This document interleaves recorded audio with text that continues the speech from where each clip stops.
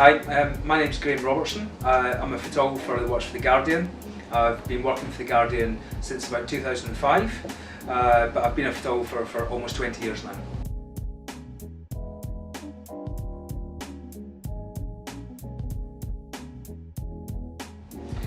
I think portrait photography is all about the person, you know.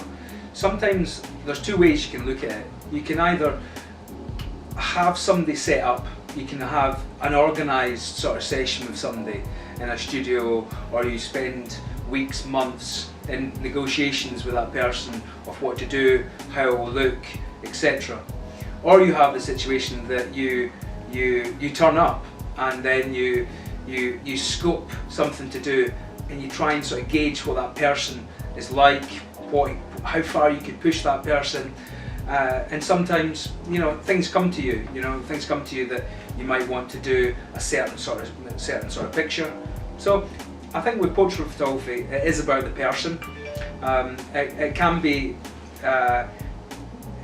you need to sort of understand what that person's all about. If it's what they do, what their life's about. How much time you've got. There's so many variables to do with portrait photography. I think a lot of the time I have to sort of really think on my feet.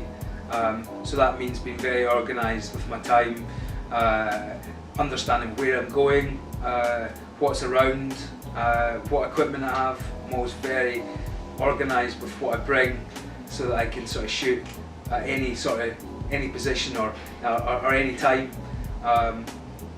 Or on that other hand, you have that sort of set up sort of portrait that you have weeks or months or days to sort of organise an idea that you can then try and make that sort of person, celebrity, do something for you.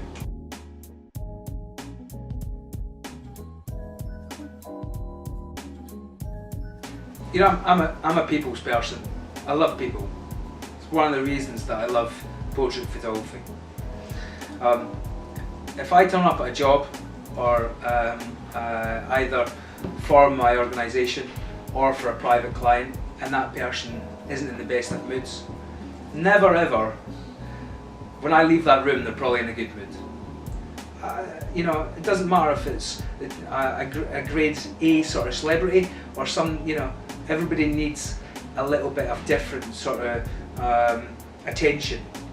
So when PR say, this person's only got this amount of time, I don't really listen to that anymore. I used to when I was a bit younger. Now I know that it's up to me and that person to build a very small relationship in a very small amount of time.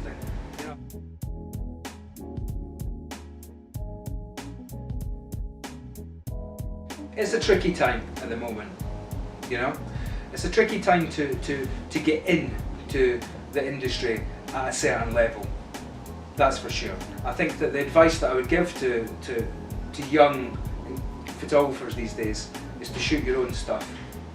It doesn't matter what people are saying you should do, shoot your own stuff. People are very important. If you want to be a portrait photographer, you should be shooting people. You should be realising what that is to be shooting people. I think the mistake that young photographers do is they rush into it. You're going to be a photographer for the rest of your life. It's not a career that lasts for 5 years, 10 years. It's not even a career, it's a lifestyle. I want to be buried with a camera, it's forever. So take your time, enjoy it. If you rush and make a mistake too early, there's consequences to that. You need to love photography that much that you want to do it. Not that somebody's saying, do you want to do it? Or they're spoon feeding you. You need to say, I'm really interested in that. I'm going to go and do that. And if young photographers go and do that, they're going to get stuff published, and then that stuff, you then start building up contacts, you start getting stuff. That's how you get into the industry these days, I think.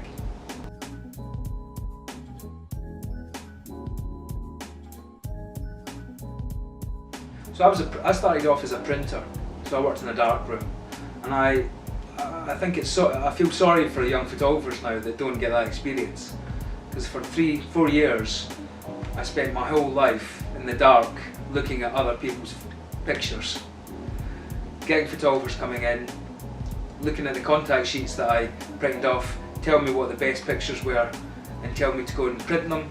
I give them a print, then marking them what they want me to do with it, and that's how I learn. That's how I learned that. So at that point, after that, I felt that I was good at editing. I knew pictures, I knew what worked, I knew what people were after, and then I took an apprenticeship and spent the next 3 years as a printer and an apprenticeship photographer, working my trade, making mistakes all the time, learning, looking at other people, reading, studying. I dedicated my life to it.